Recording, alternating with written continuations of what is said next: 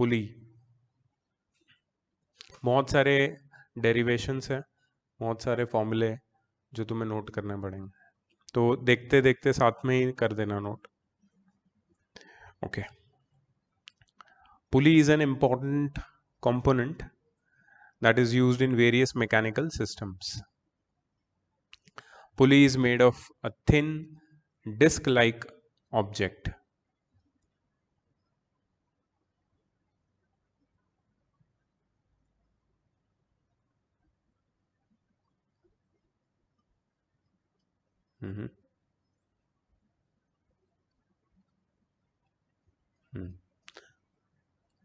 A hole is made at the center along the thickness and shaft is inserted in this hole which lets the pulley rotate about it.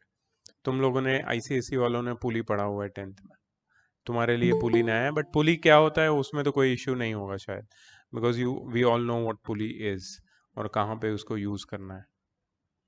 उसका physics हम लोग पहली बार पढ़ रहे हैं CBSE के साथ।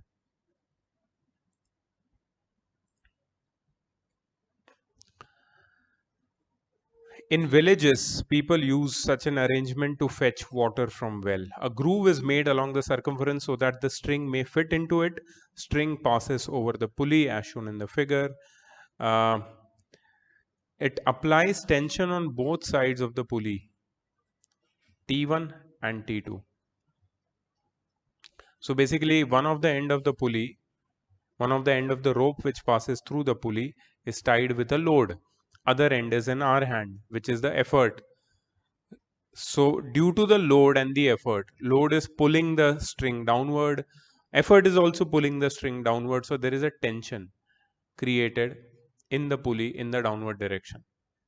This tension is due to the force which we are applying in the form of load and effort.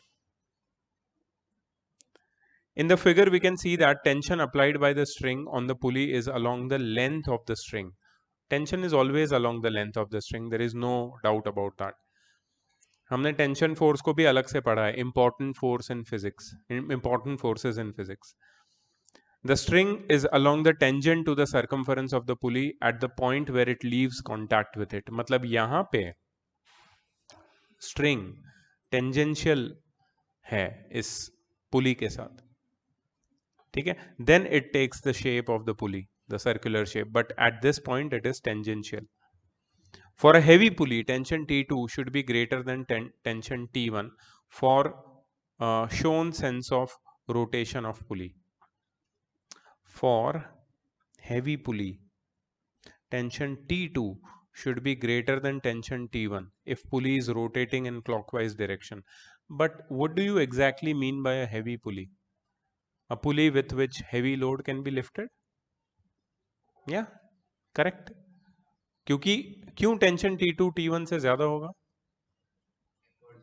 Because effort ज़्यादा लगेगा और पुली क्या करता है, वो सिर्फ डायरेक्शन चेंज करता है. 10 किलो की चीज़ 10 किलो की लगती है पुली से उठाने में भी, लेकिन बकेट से अगर वाटर तुम खींचते हो बाहर, अगर तुम ऐसे ऊपर की तरफ खींचोगे it is more difficult. But अगर तुम पुली से रोप डाल के नीचे की तरफ खींचोगे तो वही 10 kg का बकेट इजीली ऊपर आएगा. ऐसा हमें फील होता है because we are applying force in a convenient direction, या विथ along with gravity. ठीक है.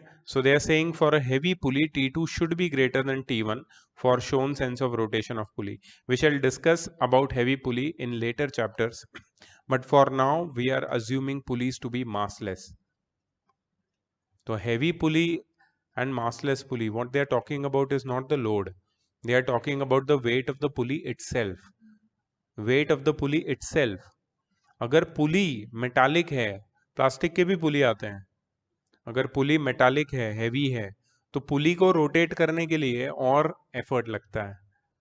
मतलब तुम वो लोड को तो ऊपर खींच रहे हो लेकिन पुली को भी तो घुमा रहे हो तुम साथ में, वो पुली घुमाने के लिए और एफर्ट लगता है. मतलब T2 tension will B greater then T1. Makes sense? किसका लोड? कुछ भी हो, कोई भी लोड हो, that doesn't matter.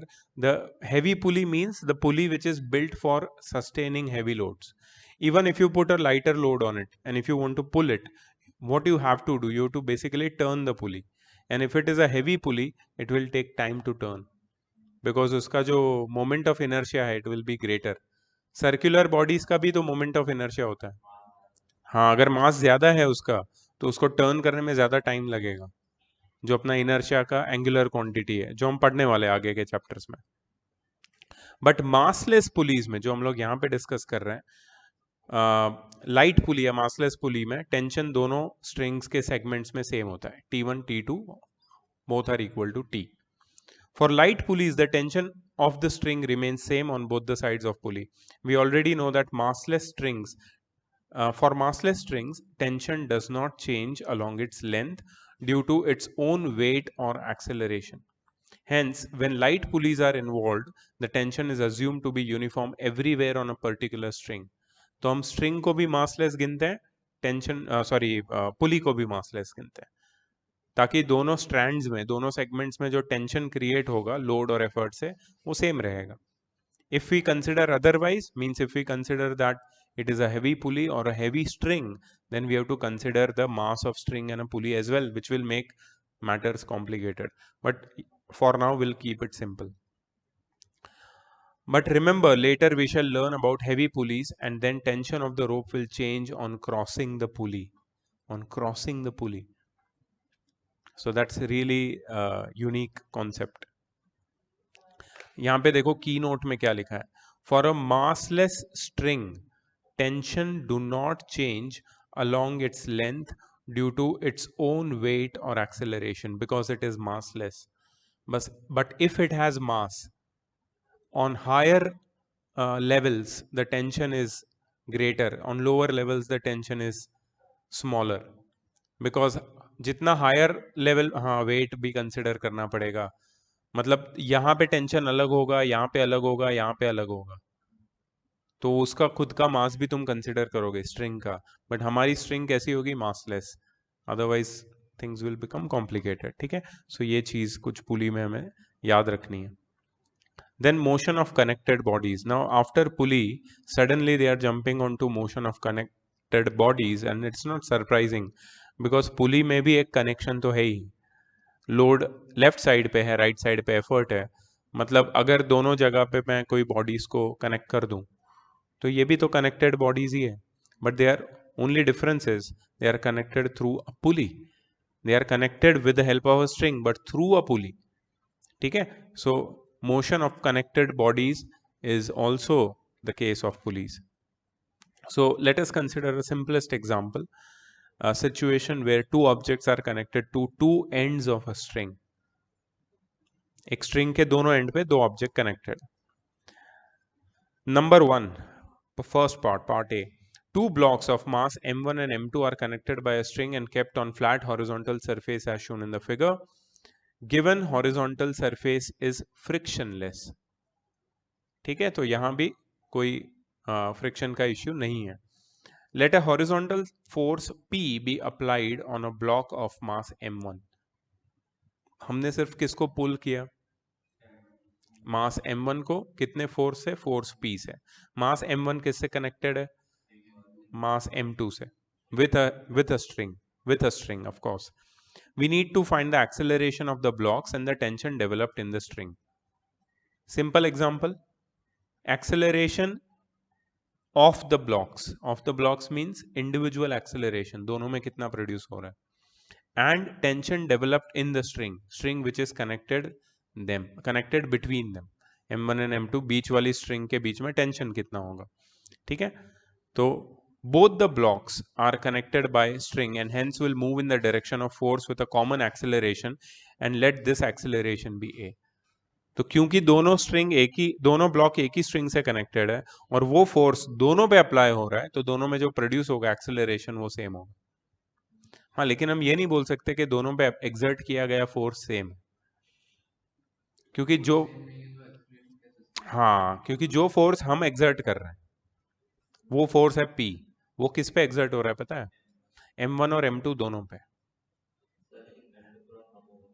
हाँ, तो वही बात है, हम लोग m1 और m2 दोनों पे फोर्स एक्सर्ट कर रहे हैं, लेकिन m1 M2 पे जो फोर्स एक्सर्ट कर रहा है that is with the help of the string, तो वो जो टेंशन है वो आगे खींच रहा है M2 को, ठीक है। तो वो टेंशन का फोर्स सेम एक्सेलरेशन के लिए थोड़ा कम होगा, but P will be greater, ठीक है। सो दोनों के फोर्सेस अलग अलग है, दोनों पे एक्सर्ट होने वाले, इंडिविजुअल बोल रहा हूं मैं, साथ में नहीं, साथ में तो P ही है, M1 का भी P ही है, लेकिन M2 का अलग फोर्स है, दैट इज कम हो रहा है। नहीं, ऐसा नहीं होता। नहीं, M1 एंड M2 दो अलग अलग मासेस, ऐसा बोला है। हाँ, अगर मास मास भी सेम है, सपोज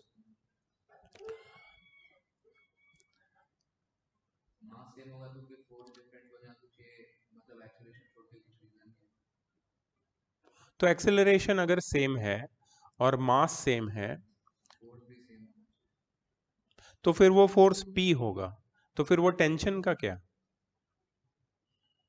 क्या टेंशन P से इक्वल होगा?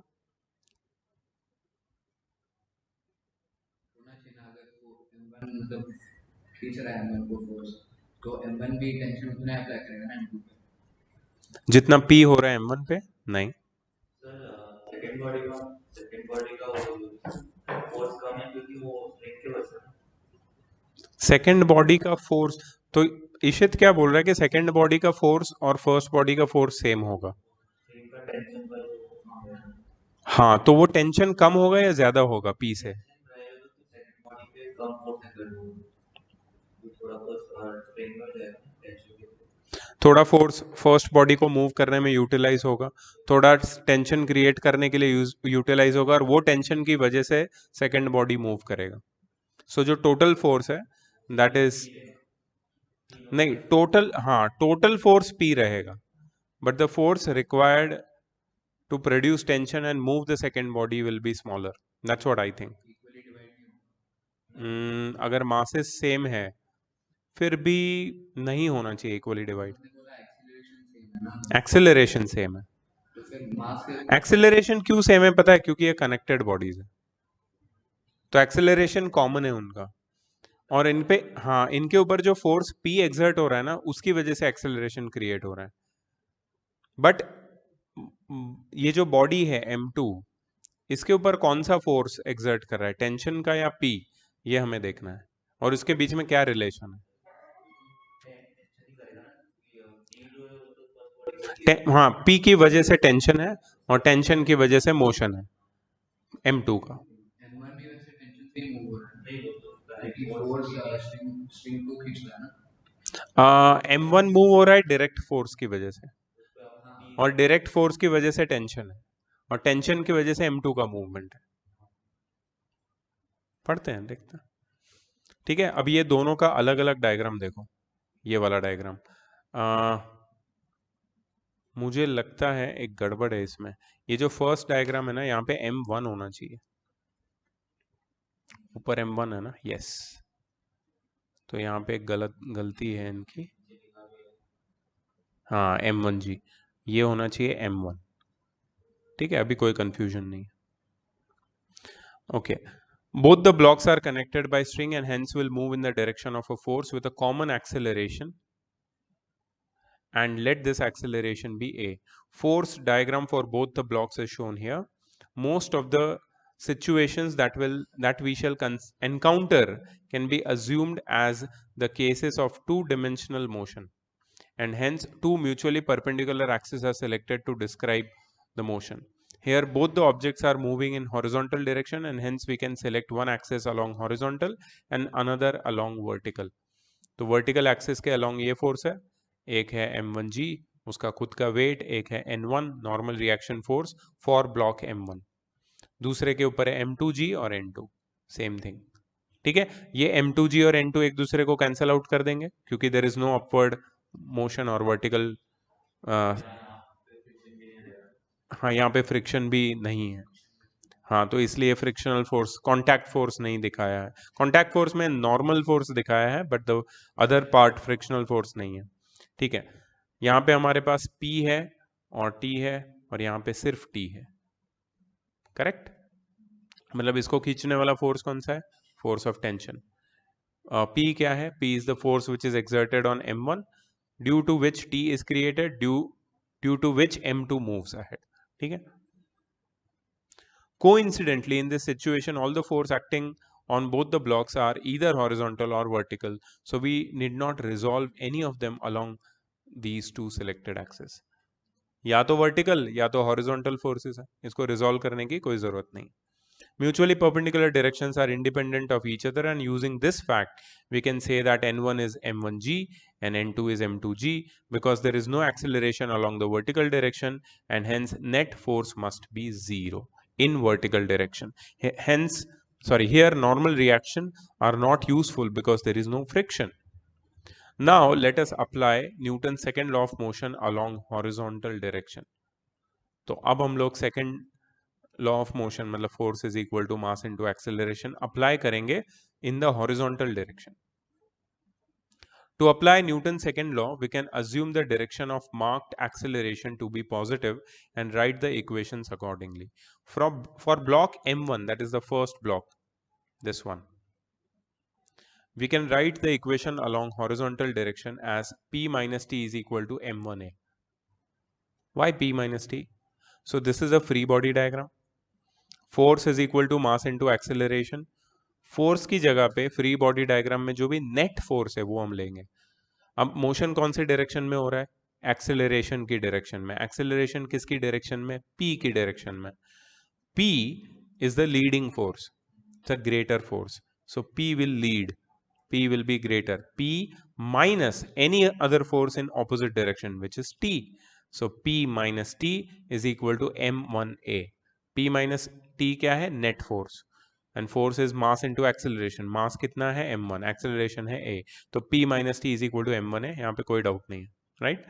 For block M2, we can write the equation along horizontal direction as T is equal to M2 है, क्योंकि block M2 पे पीछे की डायरेक्शन में कोई स्ट्रिंग कनेक्टेड नहीं है, ना तो कोई फ्रिक्शन उसे पीछे खींच रहा है, तो पीछे की डायरेक्शन में कोई फोर्स नहीं है, तो नेट फोर्स उस पर टी ही रहेगा.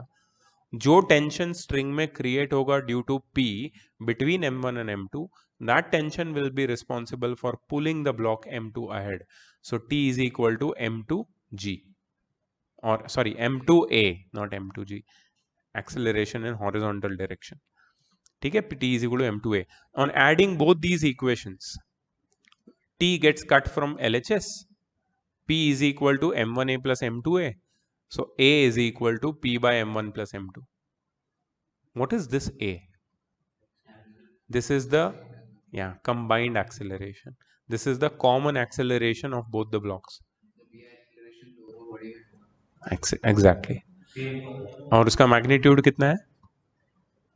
Force exerted on both the bodies upon total mass of both the bodies. Yes. दोनों का इंडिविजुअल है, दोनों का इंडिविजुअल और सेम एक्सेलरेशन. हाँ, क्योंकि ये कनेक्टेड बॉडीज है तो मास दोनों का लेना पड़ेगा. अगर दोनों का मास सेम है तो 2m आएगा नीचे. फोर्स कौन सा आया? Combined force, not the individual force. P combined force, main force. अलग-अलग मास पे भी एक्सेलरेशन सेम होगा. मतलब दो बॉडी का अगर अलग मास है तो एक्सेलरेशन सेम होगा. M1 M2 आएगा उसमें डिनोमिनेटर में. अच्छा, अब ये वैल्यू एक्सेलरेशन की हम सेकेंड इक्वेशन इसमें सब्सटीट्यूट कर रहे हैं, तो हमें क्या मिलेगा? T is equal to M2 times P upon M1 plus M2. ये क्या है? This is the force exerted on the second body. अब मुझे बताओ, force exerted on second body ज्यादा है या कम है? ज्यादा है. मतलब टेंशन ज्यादा है. नहीं नहीं नहीं नहीं नहीं नहीं नहीं नहीं नहीं नहीं, हम कैसे बोल सकते हैं? M2P bye M1 plus M2 divide भी तो हो रहा है M1 प्लस M2 से. दोनों बॉडीज पे क्या फोर्स है? P. और टेंशन कितना है? ये P minus T is the net acceleration, net force. मतलब T तो कम ही होगा, ऑफ कोर्स T की वैल्यू यहां पे दिख रहा है, ये तो एक्सेलरेशन की वैल्यू, इससे मत कंपेयर करो. T is M2P upon M1 plus M2. यहाँ पे हम लोग कोई कंक्लूजन ड्रॉ नहीं कर सकते. कंक्लूजन यहां से ड्रॉ कर सकते हैं. यहाँ पे क्लियरली समझ में आता है कि क्योंकि मोशन राइट साइड में है तो P बड़ा ही होगा, डेफिनेटली P बड़ा होगा और T छोटा होगा, तो टेंशन कम होगा। That is M2P upon M1 plus M2 उसकी न्यूमेरिकल वैल्यू है, हर केस में अलग होगी। अगर M1 M2 दोनों सेम है तो क्या होगा ये वैल्यू बताओ? M1 और M2 दोनों सेम है तो ये वैल्यू क्या होगी? दोनों मासेस सेम है बॉडी के, तो इसकी वैल्यू क्या होगी T की? mm कट क्या आएगा? P/m. P/2 M. P/2 PM/2m P/2. ना, तो P/2 मतलब हाँ, अगर दोनों मासेस सेम है और दोनों के ऊपर अगर 50 न्यूटन एक्ट हो रहा है फॉरवर्ड डायरेक्शन में, तो टेंशन 25 न्यूटन होगा, हाफ हो जाएगा। एग्जैक्टली फोर्स हाफ हो जाएगा। सही है, अभी क्लियर हो गया क्या होगा क्या नहीं होगा? दोनों बॉडीज का एक्सेलरेशन सेम है लेकिन सेकेंड बॉडी का फोर्स कम है, उसका मास कम सेम भी हुआ तो भी फोर्स कम रहेगा उसके ऊपर, बिकॉज हम जो टोटल फोर्स एग्जर्ट कर रहे हैं P वो दोनों बॉडीज के कॉम्बिनेशन पे कर रहे हैं। अच्छा, तो इसमें अगर मैंने पूछा कि फर्स्ट बॉडी पे फोर्स कितना होगा, फर्स्ट बॉडी को अगर उतनी एक्सेलरेशन से मूव करना है, अगर दोनों का मास सेम है, सिर्फ फर्स्ट बॉडी को मूव करना है, एक ही बॉडी को, P. P/2 सिर्फ एक बॉडी को मूव करना है। टोटल फोर्स अगर P लगता है दो बॉडीज के लिए तो एक बॉडी के लिए कितना लगेगा? P/2। बट अगर कनेक्टेड बॉडीज है और दोनों को साथ में ले रहे हो तो कितना फोर्स लगेगा? P। लेकिन अगर मैं सिर्फ कनेक्टेड बॉडीज में सेकेंड बॉडी को ही कंसिडर करूं तो कितना फोर्स लगेगा? P/2। तो टेंशन कितना होगा? P/2। ये कब होगा? जब दोनों का मास सेम होगा। मास सेम नहीं है तो ये फॉर्मूला है तुम्हारे,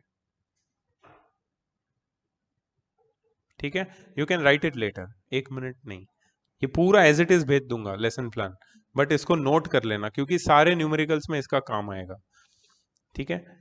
In this given situation, we can understand that if force P is applied on block M2 instead of M1, then acceleration of block remains the same, but the tension in the string becomes M1P by M1 plus M2। मतलब अगर दूसरी direction में force apply किया, कौन सी direction में? Opposite direction में, M2 के ऊपर सेम फोर्स अप्लाई किया, तो एक्सेलरेशन तो सेम ही प्रोड्यूस होगा, क्योंकि डायरेक्शन चेंज हो जाएगा, एक्सेलरेशन का मैग्नीट्यूड सेम होगा और टेंशन चेंज हो जाएगा।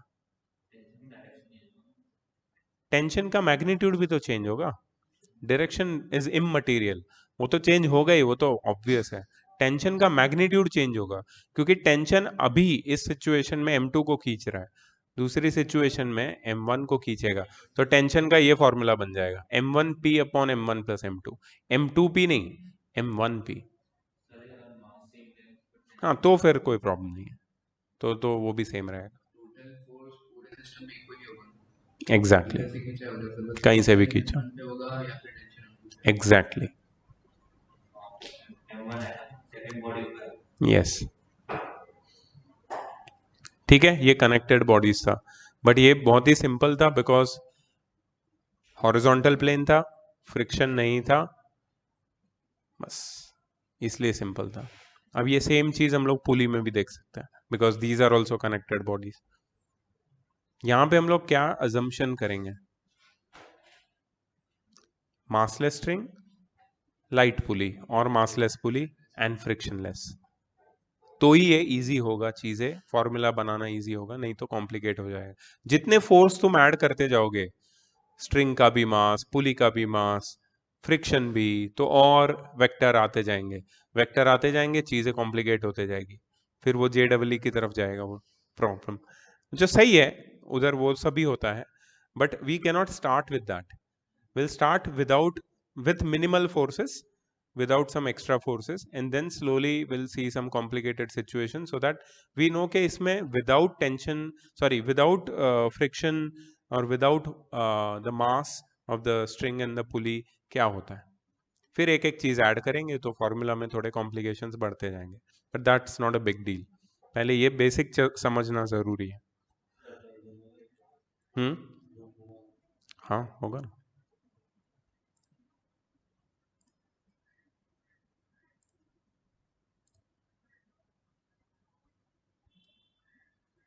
सही है।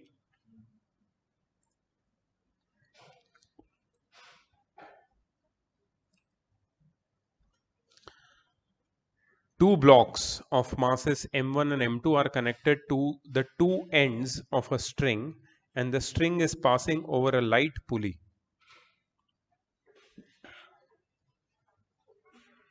This system is known as Atwood machine. It's not there in NCERT. Atwood machine नहीं है। हाँ, ये सिस्टम को एटवुड मशीन बोलता है। हाँ, जिसने ये डिवाइस किया था। ऑफ कोर्स प्रैक्टिकल नहीं है, क्योंकि frictionless, massless, weightless pulley, light pulley, weightless string, not possible. But हाँ, एटवुड मशीन के प्रिंसिपल के बेस के ऊपर हम इसको और एफिशिएंट बना सकते हैं सिस्टम को। We have to find the accelerations of the blocks and tension developed in the string. अब मेरे को अच्छा यहाँ पे क्लियरली लिखा है m1 is greater than m2, मतलब कौन नीचे गिरेगा?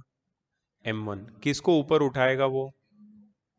मतलब दोनों में एक्सेलरेशन प्रोड्यूस हो रहा है, क्योंकि मोशन दोनों में है और दोनों के ऊपर फोर्स एक्ट कर रहे हैं। m2 के ऊपर जो फोर्स एक्ट कर रहा है that is due to m1। m1 जो जिस एक्सेलरेशन से नीचे गिर रहा है that is acceleration due to gravity, जिसकी वजह से वो जो स्ट्रिंग है उसमें टेंशन डेवलप होता है। वही टेंशन फोर्स जो दूसरा सेगमेंट है स्ट्रिंग का, हाँ, वहां पे भी डेवलप होता है और वहां पे वो टेंशन m2 को उसी एक्सेलरेशन से ऊपर की तरफ ले जाता है। मतलब अगर m1 acceleration due to gravity की वजह से नीचे गिर रहा है तो m2 भी एक्सेलरेशन ड्यू टू ग्रेविटी की वैल्यू के साथ ही ऊपर जाएगा, बट नेगेटिव। नेगेटिव क्योंकि ऊपर जा रहा है। मतलब एक में एक्सेलरेशन ऊपर की तरफ होगा, नीचे एक में नीचे की तरफ, बट दोनों में वैल्यू सेम होगी। Equal and opposite. अगर m1 में पॉजिटिव है तो m2 में नेगेटिव, एंड वाइस वर्सा। ठीक है। Block m1 moves down with some acceleration due to its own weight and connected to object m2 must move with the same acceleration in the upward direction as shown in the figure. Force diagram of both the blocks is shown in the next figure. This is the force diagram. They have still shown it with the pulley. They are being very considerate with you. But otherwise क्या करते हैं हम लोग, दोनों block को अलग अलग बनाते, पुली बनाने की जरूरत नहीं है फ्री बॉडी डायग्राम में। ठीक है। और दोनों पे एक्ट, दोनों मासेस पे एक्ट होने वाले सारे फोर्सेस को हम लोग नोट कर लेते, जैसे यहाँ पे किया m1g m1g in the downward direction, उसका खुद का weight, t in upward direction.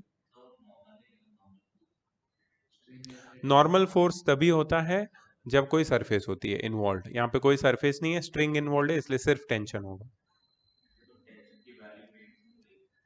Tension की वैल्यू नहीं होगी। टेंशन की वैल्यू वेट से इक्वल तभी होती है जब बॉडी सस्पेंड होता है। यहाँ पे सस्पेंडेड तो है लेकिन मूव भी कर रहा है, गिर भी रहा है विद द स्ट्रिंग। ठीक है। इसलिए जो मेरा स्टेटमेंट था पहले के जी के साथ वो गिर रहा है, वो गलत है। It can not fall with g, it's not a free fall, it is a guided fall. Guided fall is just like a lift. हाँ, तो ये लिफ्ट ही है। गाइडेड फॉल इसलिए बिकॉज यहाँ पे एक्सेलरे, हाँ, ये m2 रोक रहा है उसको, एग्जैक्टली m2 रोक रहा है with the help of tension t which is developed in the string. So मतलब अगर मैं बॉडी m को कंसिडर करूं, m1 को, आई एम सॉरी, तो उसके ऊपर एक्ट होने वाले फोर्सेस कौन से हैं? एक तो है m1g और एक तो है t, और दोनों का नेट फोर्स कितना है? नेट एक्सेलरेशन a है, नेट फोर्स कितना है? नहीं, m1g माइनस टी, क्योंकि नीचे गिर रहा है वो, तो नीचे वाला फोर्स बड़ा होगा, ऊपर वाला कम होगा। m1g minus T is equal to the net acceleration. तो कितना, क्या लिखूंगा मैं उसको?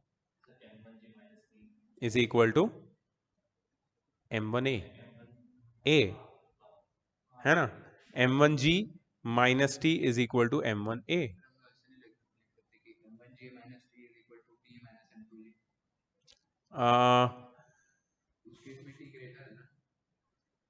उस केस में टी ग्रेटर है क्योंकि टेंशन ऊपर खींच रहा है, एक्सेलरेशन ड्यू टू ग्रेविटी उसको नीचे नहीं खींच रहा है। टेंशन ऊपर खींच रहा है, तो T minus M2G is equal to M2 है। तुम क्या बोल रहे थे? M1G minus T equal to T minus M2G. क्यों? Equal and opposite. कैसे? अगर ये उसी से नीचे रहा, मतलब उसका वेट उसको नीचे खींच रहा है और उसकी वजह से टेंशन डेवलप हो रहा है, तो फिर वही टेंशन होगा उधर होगा ना, मतलब वही टेंशन से उसको ऊपर खींचना है ना M2 हाँ, मतलब T सेम है दोनों स्ट्रैंड्स में। और M2G सेम ही है. हाँ, we cannot directly conclude that with the mass. हाँ, we could have if the mass was same, but if the mass was same then it would not fall. वो तो balance रह जाता, फिर वो गिरता कैसे नीचे? तो नहीं ले सकते वैसे। मतलब हमें दोनों को अलग ही देखना पड़ेगा। फ्री बॉडी डायग्राम का सबसे primary rule, visualize each body separately, distinctly. ठीक है, अगर सेपरेटली विजुअलाइज कर रहे हो तो तुम्हें दो इक्वेशन मिलेंगे, वो दोनों इक्वेशन को सॉल्व करके जो वो लोग ने बोला है सॉल्व कर लो। सॉल्व कर लो का मतलब क्या है कि यहाँ पे कॉमन क्या है? एक तो टेंशन कॉमन है, एक में T माइनस है एक में T प्लस है, दोनों को ऐड कर दो तो M1G minus M2G is equal to M1A plus M2A, ऐसा आएगा। एक्सेलरेशन कॉमन ले लो, सिंप्लीफाई करो उसको, तो एक्सेलरेशन की वैल्यू मिलेगी तुम्हें G M1 और M2 के टर्म्स में, जैसे यहां पे दिखाई है। So this you have to derive,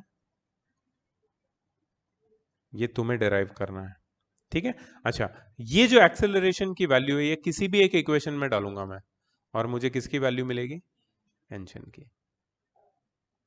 तो नेट फोर्स आराम से ढूंढ सकते हैं, टेंशन ढूंढ सकते हैं, और net acceleration that is combined acceleration in both the cases हम ढूंढ सकते हैं। So connected bodies have to be treated in this way. अगर ट्रीटमेंट सही है तुम्हारी तो प्रॉब्लम्स में यही ट्रीटमेंट लगेगी, तो तुम्हारा आंसर भी आएगा। फॉर्मूला लर्न करने मत बैठना, ठीक है? ये तो डेराइवेबल फॉर्मूला है, और ये डेराइवेबल मतलब सेम सिचुएशन तुम्हें देगा भी नहीं कोई, ना तुम्हें तुम्हारे स्कूल या बोर्ड्स भी देगा, कभी नहीं। सिचुएशन तो अलग ही होगी हमेशा, ठीक है? Situation will be different. Situation में तुम्हें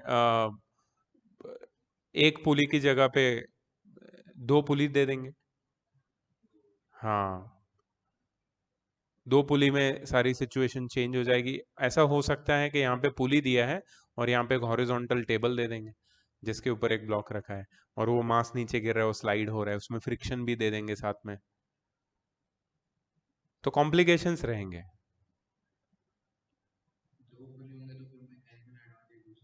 हाँ, वो सब भी आएगा, वो सब भी आ सकता है, बट लेट्स सी अभी कनेक्टेड मोशन में ये लोग कितना कॉम्प्लिकेट करते हैं चीज़ों को।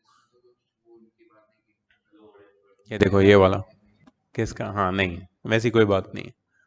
Third third situation of connected bodies, एक को टेबल पे रखा है ब्लॉक को, और स्ट्रिंग से अटैच करके पुली से उसको पास करके एक ब्लॉक से अटैच किया है जो नीचे हैंग हो रहा है, बट ये नीचे गिर रहा है ये ब्लॉक, मतलब M1 will be greater then M2।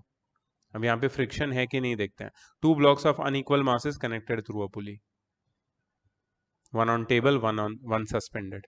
Two blocks of masses M1 and M2 are connected to two ends of a string which passes over a pulley attached to a table. Here the block of mass M1 is free to move in the vertically downward direction, whereas the block of mass M2 is free to move on a smooth horizontal table as shown in the figure. Due to its own weight, the block of mass M1 tries to move down with some acceleration A.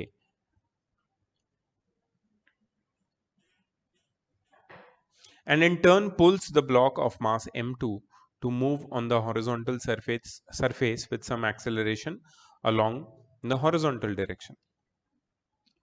अब देखो, ऐसा तो हो नहीं सकता कि दोनों का एक्सेलरेशन अलग हो। कनेक्टेड बॉडीज में अभी तक जो हम एग्जांपल देख रहे हैं सब में एक ही चीज कॉमन है, that is both the bodies which are connected they have same common acceleration. So जितनी स्पीड से वो नीचे गिरेगा उतनी स्पीड से ये आगे जाएगा।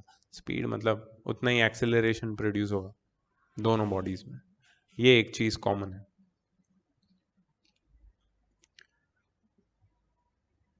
फोर्स डायग्राम देखो,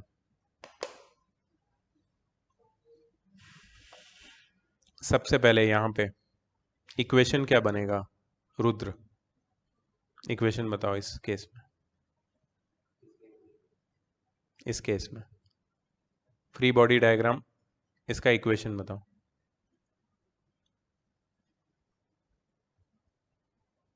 नीचे जा रहा है ब्लॉक।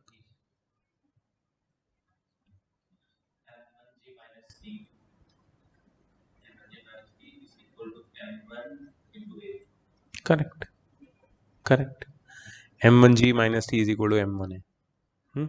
यहाँ पे तो ये n और ये m2g कैंसिल हो जाएगा, तो कौन सा फोर्स उसको आगे खींच रहा है? t। t is equal to, perfect, a मिल गया, t मिल गया, खत्म। a को t के टर्म्स में मत ढूंढना, a को अगर ढूंढना है तुम्हें तो t की जगह पे m2a डाल के फिर सिंप्लीफाई करना, तो तुम्हें a की वैल्यू m1 m2 और g के टर्म्स में मिलेगी। अगर तुम देखोगे एक्सेलरेशन जो यहाँ मिला था और इससे पहले वाले में, नहीं फर्क है। यहाँ पे m1 माइनस m2 था सबसे फर्स्ट वाले में, जहाँ पे दोनों कनेक्टेड बॉडी टेबल पे थी। Was the acceleration same?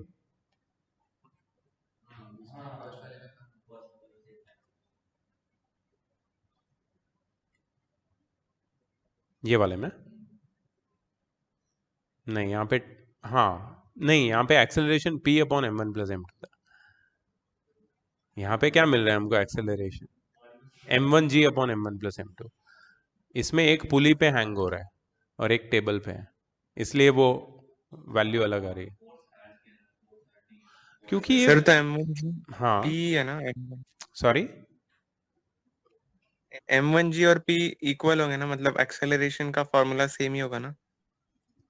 सही है यार, you are right Rahul, m1g और p सेम होगा because it is m1g which is moving the body, which is moving both the bodies, that's mass of the force due to gravity on the first body, weight of the first body।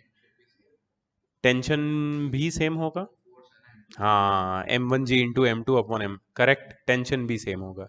तो मतलब this case is very much similar to the connected bodies placed on a table horizontal surface.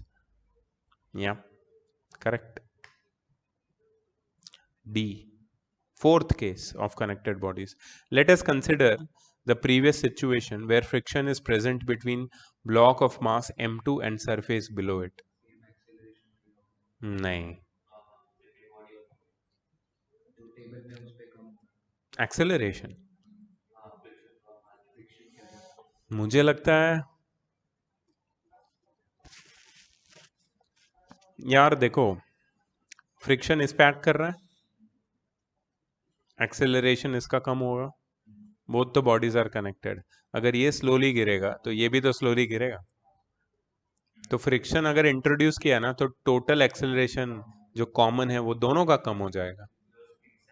हाँ, तो यहाँ पे denominator में कोई value आ जाएगी शायद, यस, बिकॉज अब ये n काम करेगा।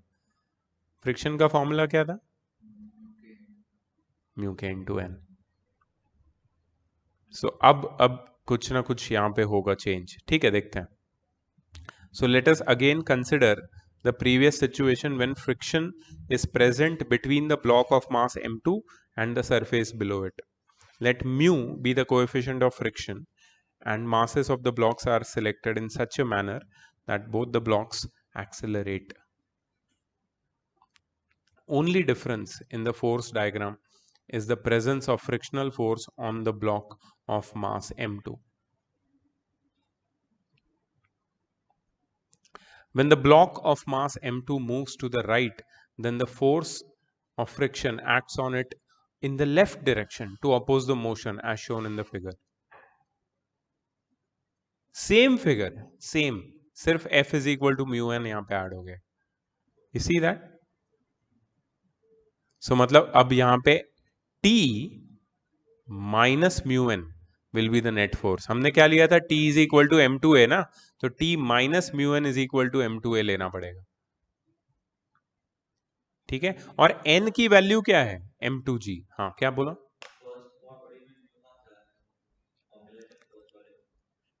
कहां पे फर्स्ट वाला? नहीं, ये वही है, n is equal to m2g। हम सिर्फ m2 नहीं, फर्स्ट बॉडी का है ही नहीं ना। For the block of mass m2 की बात कर रहे हैं हम लोग अभी तक। फॉर ब्लॉक m1 यहाँ पे लिखा है, ठीक है, फर्स्ट बॉडी की बात नहीं की है। सही है, यहाँ पे ये रहा। So we are starting with the second body, ठीक है। तो सेकेंड बॉडी क्या कर रहा है यहाँ पे, नीचे आगे की तरफ बढ़ रहा है, तो t minus mu N is equal to m2a। n की वैल्यू कितनी है, m2g। सो t minus mu times m2g is equal to m2a, equation number 1। फिर ब्लॉक ऑफ मास m1 क्या होगा, हाँ, m1g minus T is equal to m1a। Acceleration की value हमको सॉल्व करके मिल जाएगी सेकेंड और third equation, which is m1 minus mu times m2 upon m1 plus m2 into g। क्या चेंज आया इसमें, अगर तुम फर्स्ट वाला जो हमने निकाला था m1g upon m1 plus m2, यहाँ पे क्या आ गया, m1g minus mu times m2g हो गया, मतलब न्यूमरेटर छोटा हो गया। न्यूमरेटर छोटा हो गया मतलब एक्सेलरेशन कम हो गया। टोटल सिस्टम का ही है, कॉमन एक्सेलरेशन है, ठीक है। Here if we can see that m1 should be greater than mu m2 for the blocks to move. Yes of course, otherwise blocks move ही नहीं करेगा, फ्रिक्शन रोक के रखेगा पूरे मोशन को। If m1 is less than mu m2, then the acceleration of both the blocks will remain zero because pulling force will not be able to overcome the force of friction. It won't be enough, correct? On substituting the above result of acceleration in equation number 3 or 2, wherever, you can find the value of tension, or T minus mu times m2g is equal to m2 into this whole value. Force exerted on the second body, correct, tension. इसकी value simplify करके ये आती है। ये कुछ भी learn करने की जरूरत नहीं है, पागल हो जाओगे। कैसे लर्न होगा ये तो डेरिवेशन है, और we can simplify and derive it. Even if you don't derive the full thing up to here, it's okay, you can directly put the values when you feel that okay, put the values, get the answer. यही है इसके पीछे का concept. E, fifth situation, involving inclined plane and a mass hanging with the help of a pulley, so connected bodies। हाँ, यहाँ पे और situation complex हो रही है। सो ये होगा, ऐसी चीजें होगी। इंक्लाइंड प्लेन भी आ जाएगा, फ्रिक्शन भी आ जाएगा, थीटा आ जाएगा, angle of repose, right, angle of repose ही है ना, just starts to slide down. और वो भी तो मैटर करेगा कि अगर थीटा ज्यादा हो गया तो नहीं जाएगा, हार्ड होगा उसको ऊपर खींचना, मतलब मास ज्यादा लगेगा, m1 ज्यादा होगा। थीटा ज्यादा हो गया तो ऊपर खींचना डिफिकल्ट हो जाएगा। बट ऐसा तो कभी नहीं होगा कि m2 नीचे गिरेगा स्लाइड होके, क्योंकि अगर तुम देखोगे यहाँ पे m2 इंक्लाइन प्लेन पे, m1 तो बेचारा लटक रहा है, फोर्स ड्यू टू ग्रेविटी उस पर हमेशा ज्यादा रहेगा। हाँ, लेकिन अगर m2 is far more greater, कभी m2 अगर 90 डिग्री पे आ गया, हाँ, वो भी एक सिचुएशन हो सकता है, which is highly unlikely because we are talking about incline plane, not a flat wall.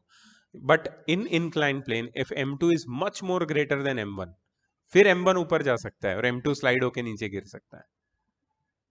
तो ये सारे सिचुएशन आ सकते हैं, बट कोई भी सिचुएशन में बेसिक फ्री बॉडी डायग्राम वही रहेगा और वही सारे फॉर्मूले से फोर्सेस हम लोग निकाल सकते हैं। So let the block of mass m2 be placed on a smooth incline plane. Smooth incline plane मतलब फ्रिक्शन नहीं है, नहीं है, इसके लिए वो लोग ने स्मूथ लिखा है, नहीं तो फ्रिक्शन, हाँ, फ्रिक्शन लेस भी लिख सकते थे वो लोग, आएगा, बताएंगे वो लोग, फ्रिक्शन वाला भी होगा शायद, friction between the blocks. Oh no, this is another thing. एक ब्लॉक के ऊपर दूसरा ब्लॉक रख के नीचे वाले ब्लॉक को अगर पुश किया और फ्रिक्शन है या स्मूथ है या दोनों के बीच में फ्रिक्शन है, तो ऊपर वाला ब्लॉक आगे जाएगा उसके साथ या स्लाइड होके नीचे गिर जाए। कितने फोर्स से कब क्या होगा। हाँ हो सकता है, हाँ ये है। और आई एम जस्ट चेकिंग के ये वही चीज है,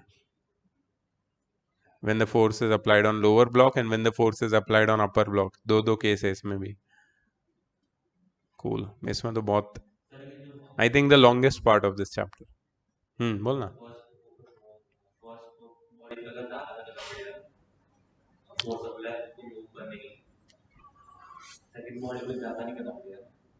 सेकेंड बॉडी मतलब M2 ऊपर वाली बॉडी है ना, फ्रिक्शन का, उसके ऊपर कोई नहीं है। हाँ फ्रिक्शन ही उसको रोक रहा है। नहीं ये तो स्मूथ दिखा रहा है यहाँ पे। हाँ वो है, हाँ वो भी उसको, हाँ बट अगर स्मूथ है तो फिर उसका कोई मैटर नहीं करता है। बट ओनली थिंग इज दोनों का मास ऐड हो जाएगा, M1 प्लस M2, अब वो कंबाइंड बॉडी हो जाएगा।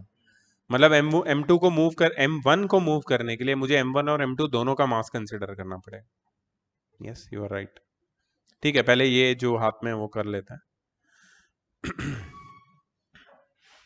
आई थिंक इसके ऊपर फिर कुछ न्यूमेरिकल्स करेंगे, वो वाला जो कनेक्टेड, जो दूसरा ब्लॉक ऑन ब्लॉक वाला part, we can look at it letter.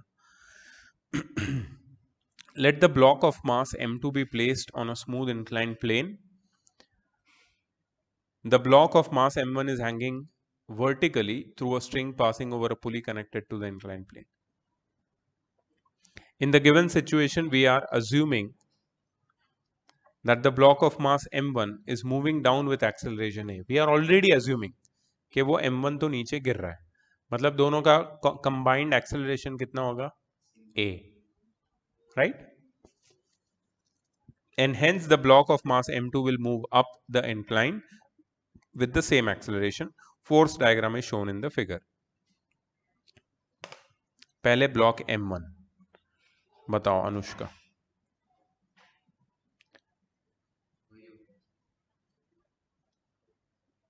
It's falling down. What is the equation?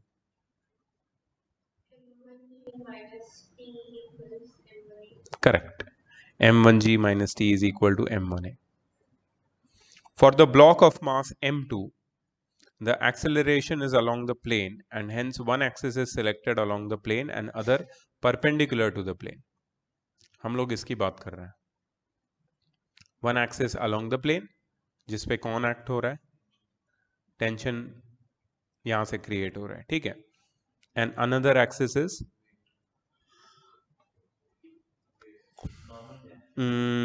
This one. अब अगर तुम देखोगे यहां पे, the weight will always act in vertically downward direction, which is M2g, ठीक है। M2g is the weight which is acting in vertically downward direction. इसको हमें अलोंग द प्लेन दो परपेंडिकुलर एक्सिस लेके रिजॉल्व करना पड़ेगा, क्योंकि plane is not in the horizontal direction, it is making an angle theta with the horizontal. सो अगर मैंने तुम्हें बताया था, पता है ये एंगल थीटा क्यों है, ये छोटा वाला एंगल, जब हम इंक्लाइन प्लेन कर, हाँ एंगल सम प्रॉपर्टीज है। सो अगर ये M2g है और ये थीटा है, so this will be M2g cos theta and this will be M2g sin theta along the plane and perpendicular to the plane। मतलब नॉर्मल रिएक्शन की वैल्यू क्या है, M2g cos theta. You agree? n की value क्या है, M2g cos theta. Tension के oppose में कौन सा फोर्स है, M2g sin थीटा। मतलब net force in along the incline plane कितना होगा, कौन सा कैंसल आउट करेगा तो ब्लॉक स्टेशनरी हो जाएगा। There is a net force along the inclined plane. Exactly. So T minus M2g sin theta is equal to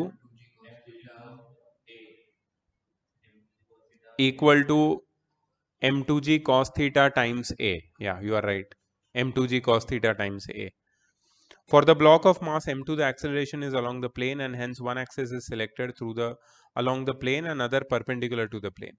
Tension T and normal reaction N coincide with one of the selected axis and hence need not be resolved, but weight mg is acting vertically downwards and needs open karna. Wait, just wait everyone.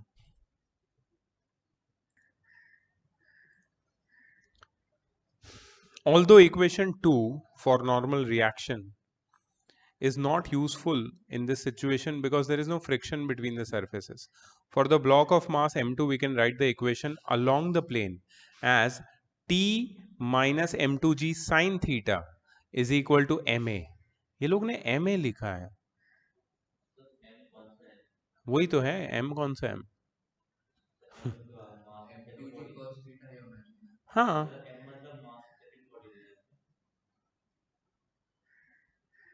नहीं होना चाहिए ऐसा.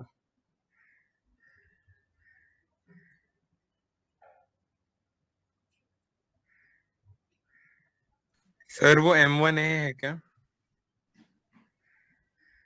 क्यों m1 है बेटा?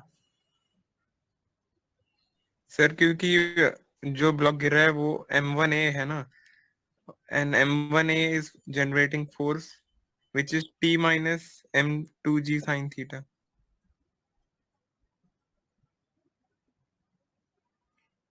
So you are saying m1a is the force with which the second body is moving up. Yes sir. And m1a is m1g minus t, the net force, which is moving the body m1 down, and the same force is moving the body, the second body up. But why not m2g cos theta times a? Sir M2G का direction is downwards and acceleration is in 90 degrees. You are right. तो हमें वही force लेना है जो acceleration की direction में हो. तो एक्सेलरेशन की डायरेक्शन में कौन सा फोर्स है? Tension T.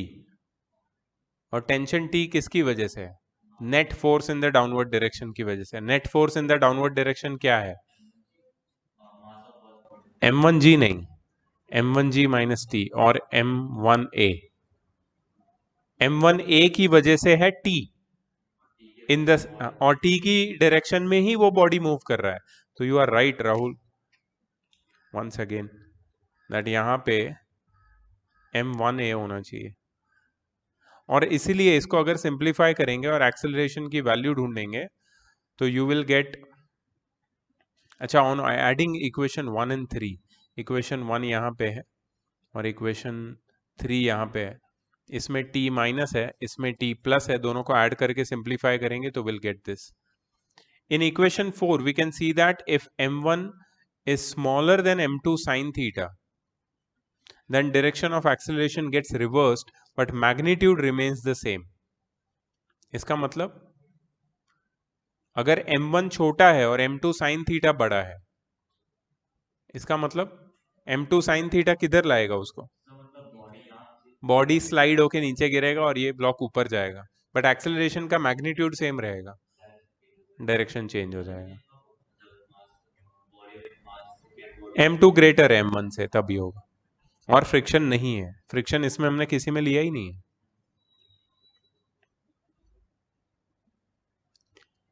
On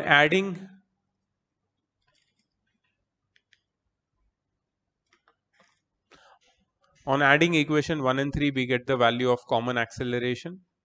In equation 4 we can see that m1 is smaller than m2 sin theta, then the direction of acceleration gets reversed but magnitude remains the same. Now we can substitute the result of equation 4 in equation 1 to obtain the tension. So tension की value हमें पहले ही पता थी, ठीक है. Acceleration हमने यहाँ पे सब्स्टिट्यूट किया, ए की जगह पे इसको सिंप्लीफाई किया and we get the tension here, which is 1 plus sin theta times m1 m2g upon m1 plus m2. तो हर एक केस में यहाँ पे 5 केसेस लिए हमने टोटल, अलग अलग वैल्यूज मिले, ठीक है. So I am not willing to do this right now. What is the time? It's almost the time. चलो एक सम तो ट्राई कर ही सकते हैं, पहला वाला तो इजी भी होगा.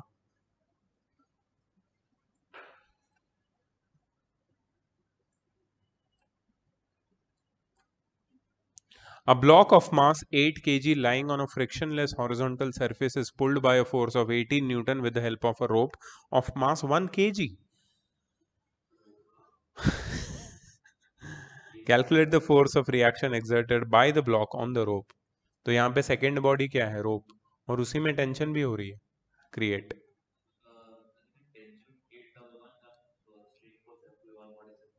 क्यों? स्ट्रिंग को पुल करेंगे तो टेंशन नहीं होएगा? हाँ, स्ट्रिंग साथ में मूव हो रहा है. एक minute. A block of mass 8 kg lying on a frictionless horizontal surface is pulled by a force of 18 Newton with the help of a rope. हम रोप खींच रहे हैं, रोप बॉडी को खींच रहा है, रोप का भी मास है. हाँ, तो रोप को एक बॉडी कंसिडर करना पड़ेगा, कनेक्टेड बॉडी हो गया. मतलब rope can be another separate body of mass 1 kg. Tension होगा उसमें. हाँ. अगर रोप ही सेकेंड बॉडी है तो टेंशन का क्या काम? Calculate the force of reaction exerted by the block on the rope. वही पूछा, बेस्ट ऑफ लक, वही पूछा. Calculate the force of reaction exerted by the block on the rope, मतलब टेंशन पूछा. फॉर्मूला नहीं, तुम डिराइव करो. फॉर्मूला क्यों पूछ रहे हो यार? फ्री बॉडी डायग्राम बनाओ, ठीक है? दोनों को अलग अलग कंसिडर करो. डायरेक्शन बताओ फोर्सेस के सारे जो एक्ट हो रहे हैं बॉडीज पे. रोप का अलग, बॉडी का अलग.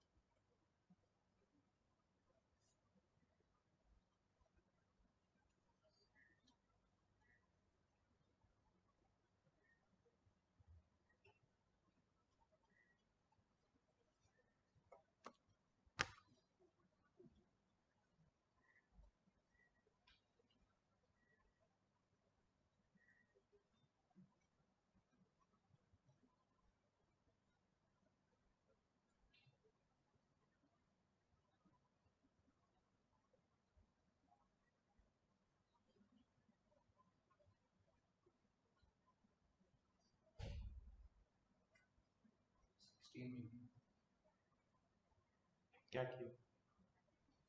जो उनका नेट फोर्स निकाला, रोप पे तो F माइनस टी होगा net force. F minus T, correct. और ब्लॉक पे सिर्फ टी होगा. ओके, एक्सीलरेशन तो दोनों में सेम होगा. वैल्यू क्या है एक्सेलरेशन? फर्स्ट के लिए 2 मीटर पर सेकंड. कैसे निकालोगे? पहले इसके लिए बनेगा equation F minus T equal to A. मतलब मास तो 1 kg है ना, तो हाँ. F माइनस टी और F दिया हुआ है 18 minus T equal to A. First equation लग गया. तो सेकंड के लिए T इक्वल टू 8 है. T इज इक्वल टू 8 है. कैसे? क्योंकि 8 kg मास है तो लेकिन 18 माइनस टी तो नेट फोर्स क्या है? टेंशन को लेकिन रोके पड़े.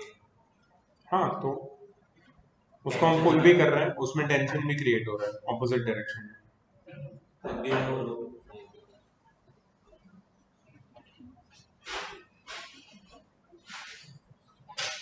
एक्सेलरेशन कितना है तेरा? 2 मीटर पर सेकंड. ऑनलाइन किसी को आ रहा है? और force of tension? 16 that is the force of reaction exerted by the block on the rope. Let's check. 2 meter per second square, 16 Newton. Correct. So without knowing any formula or anything, if we just imagine the situation, apply, you get the answer. यही तुम्हें हर एक में करना. अनुष्का समझ में आया तुमको क्या किया उन्होंने? मत देखो उनका सोल्यूशन, दैट्स नॉट इम्पोर्टेंट। पहले हमने फोर्स को सॉरी रोप को कंसिडर कर लिया। रोप पे एक्ट होने वाला नेट फोर्स कितना होगा?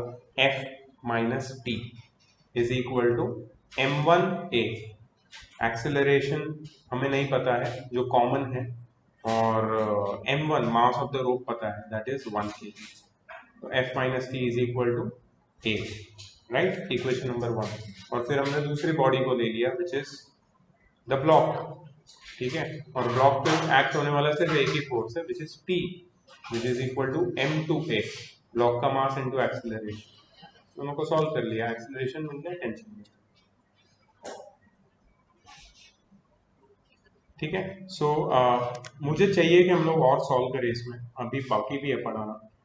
तो should I send this part? हाँ, बिकॉज तुम लोग को डेरिवेशन लिखना पड़ेगा। Do you right notes? है ना? तो you have mobile, I send you now, you sit and write down. है ना? सही रहेगा वो, या घर पे आके लिखो, तुम्हारे ऊपर। आई एंड द रिकॉर्डिंग। मैं ये ग्रुप में भेज रहा हूँ लेसन